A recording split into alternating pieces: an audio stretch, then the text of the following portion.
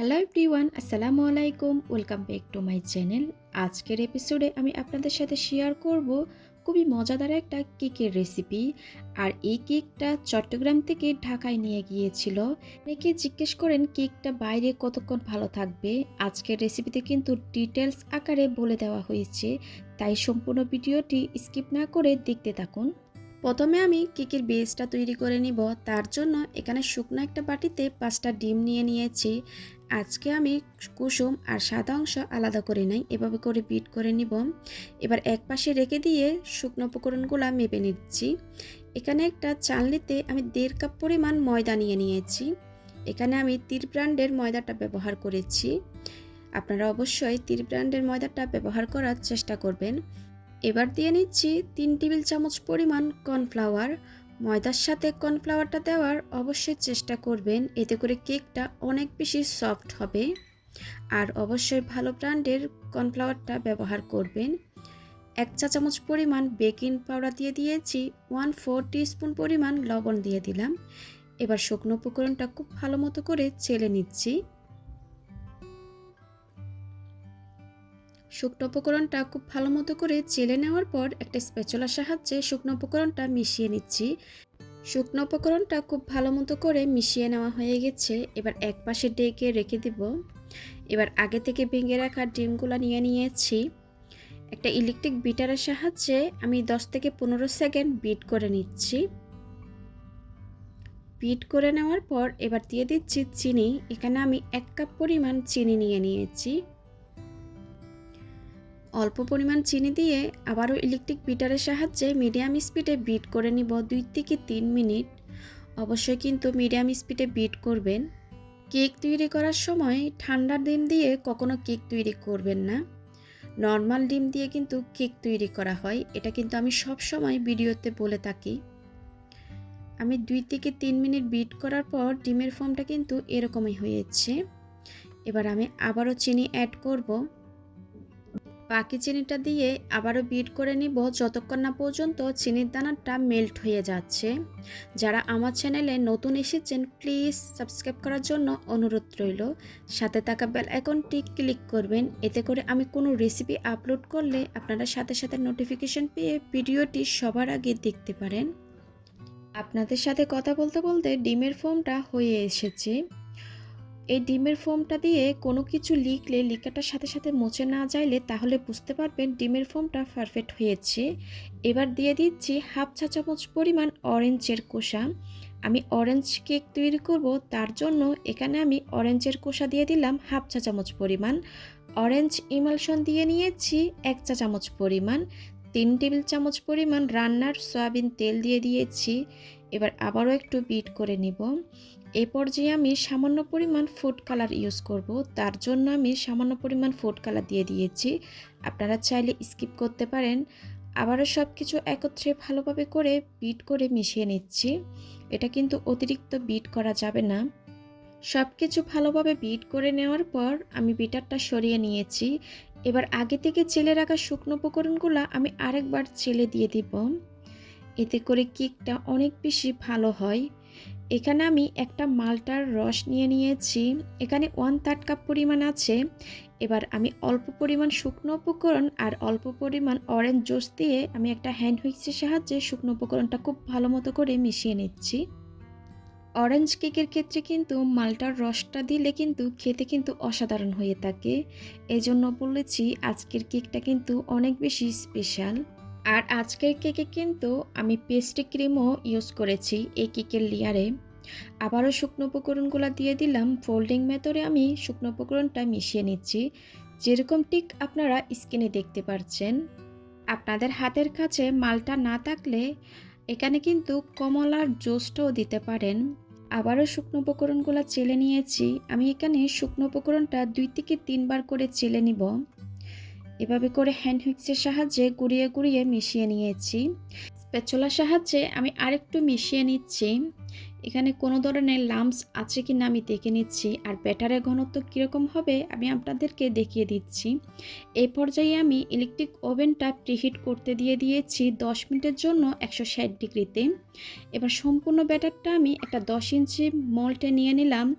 একটু ট্যাপ করে আমি ওভেনে দিয়ে বেক করে নিব 25 থেকে 30 মিনিটের জন্য। আমার এটা হতে 30 মিনিট মতো সময় লেগেছিল।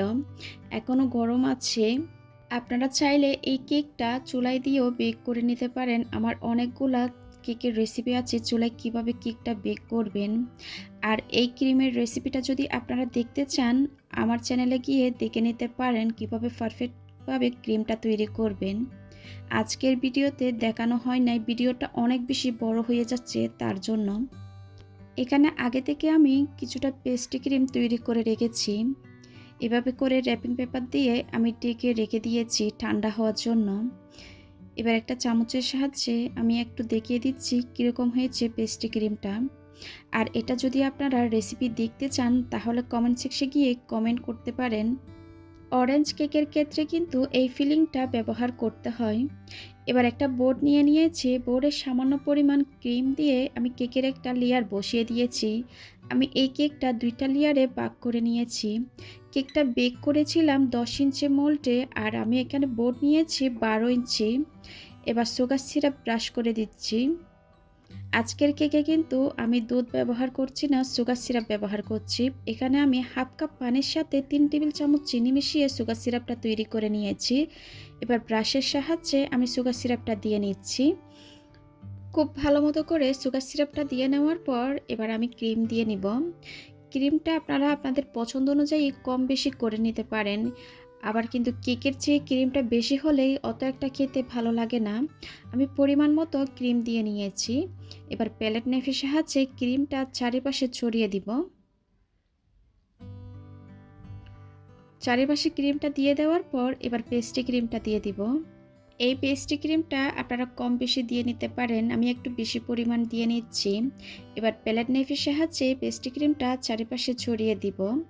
আর এই কেকটা নিয়ে গিয়েছিল আমার হাজব্যান্ডের অফিসে, সবাই কিন্তু অনেক বেশি পছন্দ করেছে। এবার কেকের দ্বিতীয় লেয়ারটা বসিয়ে দিচ্ছি, আবার একটু চেপে দিব কেকটা যেন নড়ে চড়ে না যায়। আবারও সুগার সিরাপ ব্রাশ করে দিচ্ছি, ব্রাশের সাহায্যে দিলে চারিপাশে সমানভাবে সুগার সিরাপটা হবে। আবারও একটু পেস্ট্রি ক্রিম দিয়ে প্যালেট নাইফের সাহায্যে চারিপাশে আমি ছড়িয়ে দিব। এবার কেকটাকে খুব ভালো মতো করে ক্রাম কোটিং করে নিব।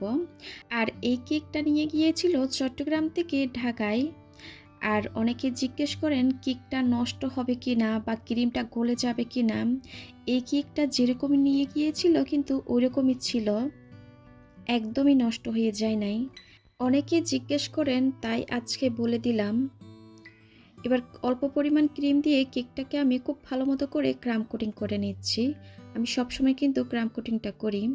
এবার ক্রিমটা সেট হওয়ার জন্য আমি ফ্রিজে রেখে দিয়েছিলাম আধা ঘন্টার জন্য। কেকটাকে আধা ঘন্টা পর ফ্রিজ থেকে বের করে নিয়েছি।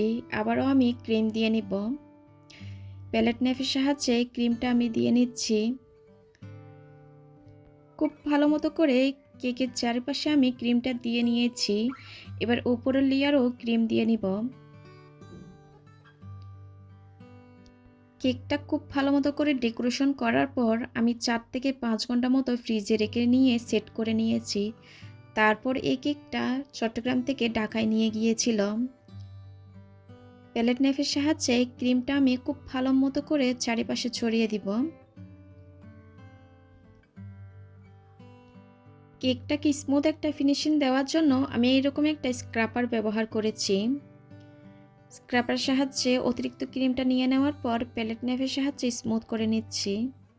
স্কোয়ার কেকে কিন্তু স্মুথ ফিনিশিংটা আনা আমার কাছে কষ্টকর মনে হয়। এবার আবারও আমি স্ক্রাপারের সাহায্যে সমান করে নিচ্ছি। স্মুথ একটা ফিনিশিং হয়ে গেলে আমি কেকের চারিপাশে একটা বর্ডার দিয়ে দিচ্ছি।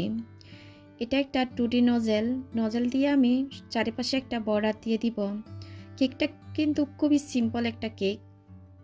আমার হাজব্যান্ডে যেভাবে বলেছিল আমি ওইভাবে করে দেওয়ার চেষ্টা করেছি। কেকের চারিপাশে বর্ডারটা দিয়ে নেওয়া হয়ে গেলে আমি নিচেও একটা বর্ডার দিয়ে দিব। অফ ক্যামেরায় আমি নিচেও একটা বর্ডার দিয়ে নিয়েছি। এবার কিছু সুগার বল আর গোল্ডেন লিপ দিয়ে কেকের ডেকোরেশনটা কমপ্লিট করে নিব। মাশাআল্লাহ, সামনাসামনি কিন্তু কেকটা দেখতে অসাধারণ লাগছে। আজকের কেকের রেসিপিতে কিন্তু আমি খুঁটিনাটি কিছু টিপস দিয়েছি। আপনারা কিন্তু সবগুলা ফলো করবেন। আশা করি আমার আজকের রেসিপিটা আপনাদের ভালো লেগেছে। ভালো লাগলে প্লিজ আমার চ্যানেলটা সাবস্ক্রাইব করার জন্য অনুরোধ রইল। আজকের মতো বিদায় নিচ্ছি। সবাই খুব ভালো থাকবেন। সবাই সবার জন্য দোয়া করবেন। আল্লাহ হাফেজ।